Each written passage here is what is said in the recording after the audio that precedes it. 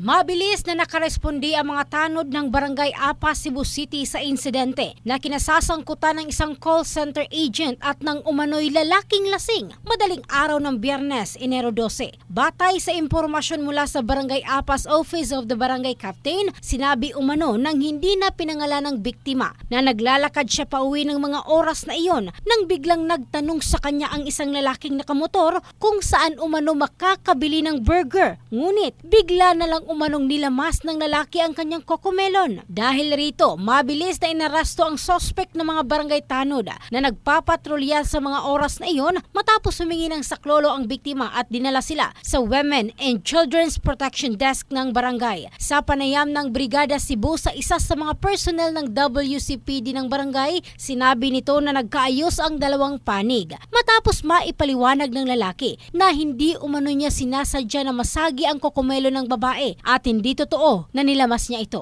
Aniya, nais lamang niyang pasalamatan ang babae matapos itong tumugon sa kanyang tanong at nang kakalabitin sana niya ito sa likuran, bigla umano itong humarap na siyang dahilan na nasagi niya ang naturang bahagi. Ang bahaging ito ay hatid ng Drive Max Adult Herbal Capsule, lalaking laging umaangat. In the heart of changing lives, ito si Michelle Craste ng Brigada News Philippines, the Music and News Authority.